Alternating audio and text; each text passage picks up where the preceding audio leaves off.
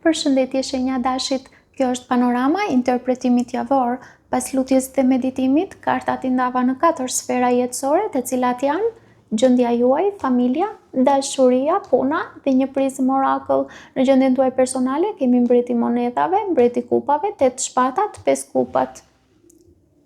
Këtu kemi një strukturë shumë të fortë në bazë, por një përplasje të brendshme në zhvillim. Mbreti monedhave nënkupton se ju kërkoni stabilitet, jo thjesht ndjenja, por siguri konkrete në jetën tuaj, në vendimet tuaja, në njerëzit përreth jush. Ju dëshironi diçka që qëndron, që nuk lëkundet lehtë. Mbreti kupave nënkupton se ju nuk jeni sipërfaqësor, ju konvertoheni në individ empatik, dini të përmbaheni, të kontrolloni reagimet, të ruani dinjitetin tuaj emocional.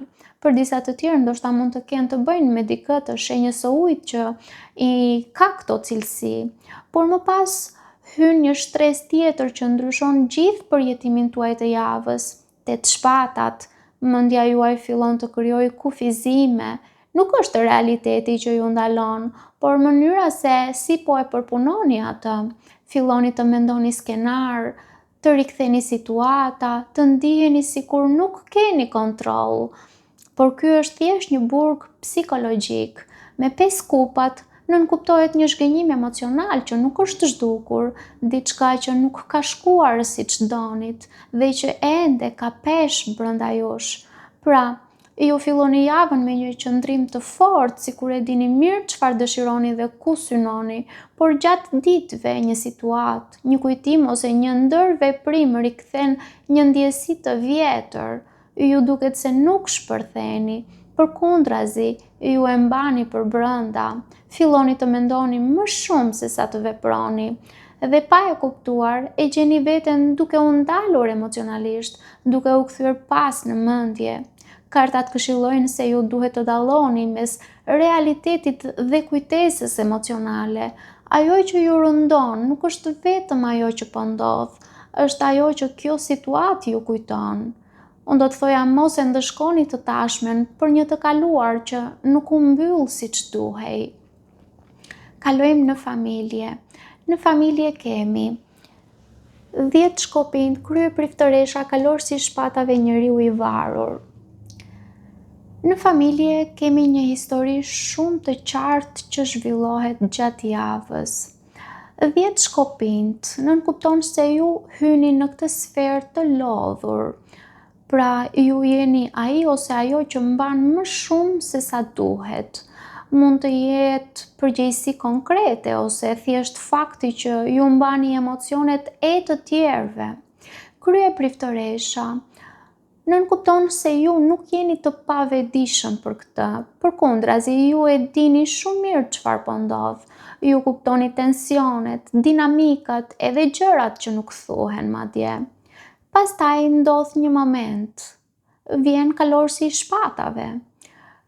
Ky kalorës nënkupton se ndoshta ju ose dikush në familje vepron shpejt. Mund të jetë një fjalë e prerë, një reagim i menjëhershëm, një debat ose një situatë që kërkon përgjigje të menjëhershme. Pra, është një energji e vrrullshme, energji shumë e shpejtë, direkte dhe pa filtra. Këtu zakonisht pritet që ju të reagoni, por ju mund të mos e bëni këtë, sepse me kartën njeriu i varur, duket se ju nxiteni të ndaleni, të mos implikoheni në atë energji, duke lënë situatën pezull dhe duke ndryshuar këndvështrimin tuaj. Pra, duket se ju ose dikush në familje krijon një moment tensioni. Ju e kuptoni shumë mirë çfarë po ndodh dhe çfarë duhet të thoni, por në vend që të reagoni menjëherë, ju zgjidhni të mos flisni ose të mos e çoni situatën më tej. Kjo krijon një kthes, sepse dinamika ndryshon dhe kjo ndodh vetëm kur ju nuk e ushqeni konfliktin. Kartat këshillojnë se jo çdo e vërtet duhet thënë në momentin që lind tensioni. Unë mendoj se duhet të zgjidhni kohën dhe mënyrën e reagimit. Kalojmë në dashuri. Në dashuri kemi mbreti i shpatave 8 monedhat, 4 shpatat, kalorësi i shkopimeve në të kundërt. Në dashuri, kjo duket si një sferë shumë e ndërlikuar emocionalisht këtë javë, sepse ka ndjenja, por nuk ka rrjedhë. Mbreti i shpatave flet për një person që shumë shpesh mund të nënkuptoj energjinë e personit tuaj, që është racional ose racionale. Pra, flasim për të dyja gjinit këtu. Pra, mbreti i shpatave është i kontrolluar, që mendon shumë para se të veproj, nuk është emocionalisht impulsiv. Ai analizon, vlerëson dhe shpesh mban distancë për të ruajtur kontrollin e tij, ose mban distancë si një lloj mekanizmi mbrojtës. Por mbreti i shpatave gjithashtu mund t'ju përfaqësoj edhe ju vetë në këtë modalitet, pra si femrat dhe meshkujt. 8 monedhat nënkupton se ju ose ky person në dinamik nuk është indiferent.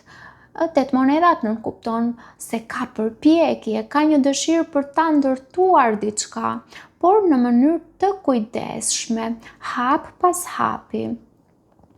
Pra, duket sikur ka interes, por është një interes i matur.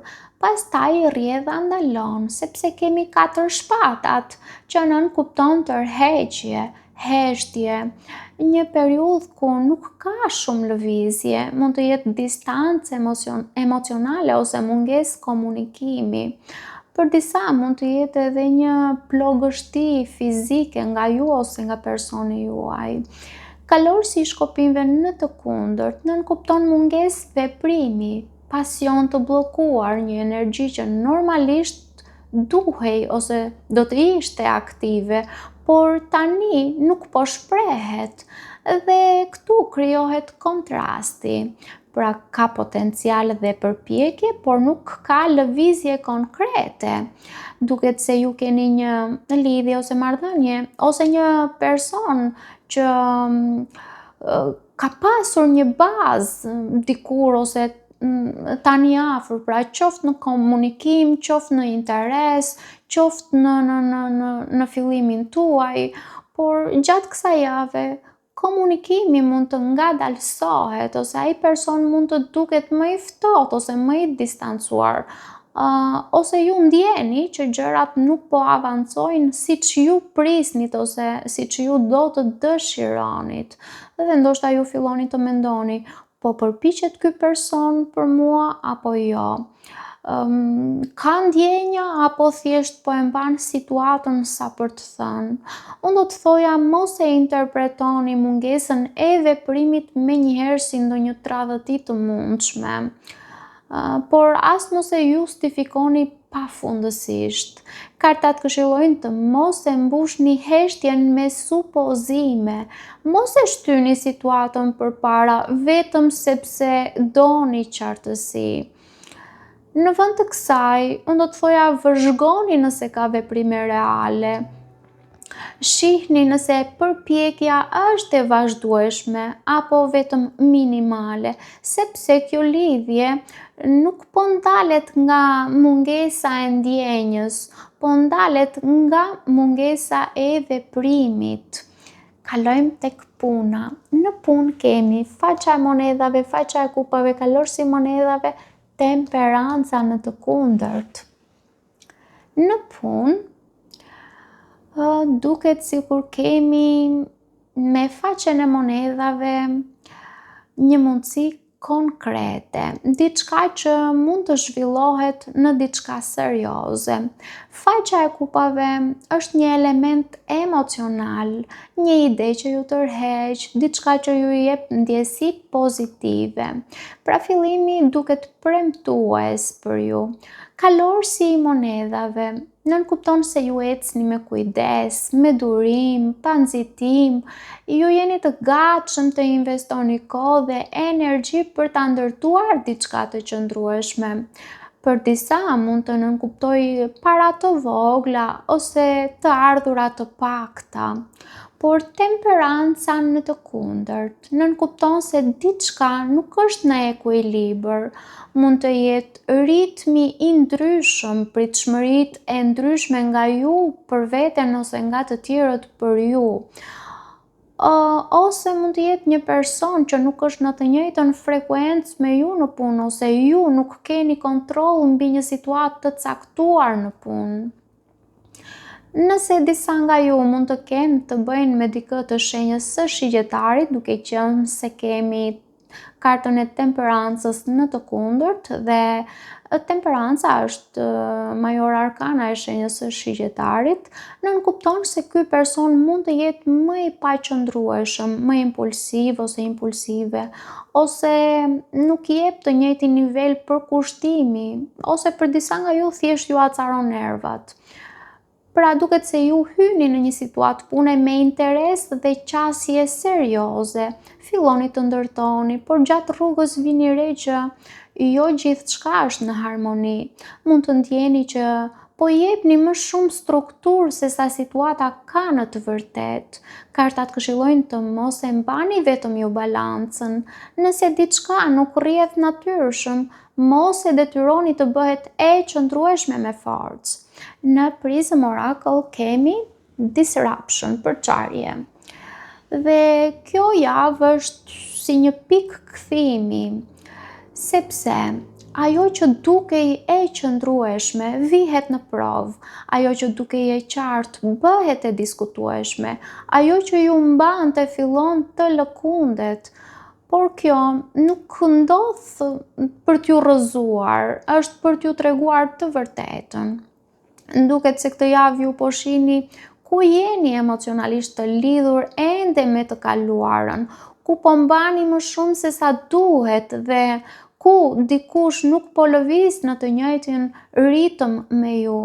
Ju ndoshta do të kuptoni se dikush ose diçka nuk ishte aq e qëndrueshme sa mendonit. Për disa mund të jetë në sferën e familjes, për disa mund të jetë në sferën e dashurisë, për disa mund të jetë në sferën e punës dhe për disa mund të manifestohet në subkonsciencën e vet. Paçim.